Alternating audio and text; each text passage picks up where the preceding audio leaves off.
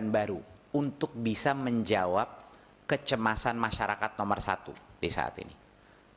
Dan dari semua kecemasan, satu di pendidikan sudah jelas, itu apa? Pulsa, pulsa, pulsa. Data, data, data. Ini adalah nomor satu di semua daftar. Kebetulan saya baru kembali lagi ke sosmed, dan saya bisa mengukur sekarang semua aspirasi atau komplain, dan memang pulsa nomor satu. Sebenarnya sebelum itu ada kembali ke sekolah nomor satu, itu nomor satu permintaan. Setelah itu pulsa, pulsa, pulsa.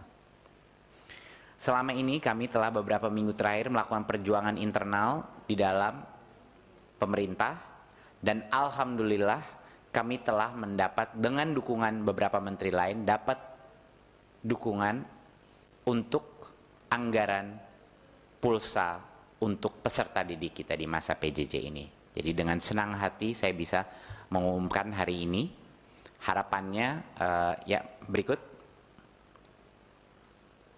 Kami sudah mendapat persetujuan untuk anggaran sebesar 9 triliun rupiah untuk tahun ini, yang akan kami kerahkan untuk pulsa atau kuota data bagi siswa, guru, mahasiswa, dan dosen selama 3-4 bulan ke depan ini. Ini yang sedang kami akselerasi secepat mungkin untuk bisa segera cair, dan harapan kami adalah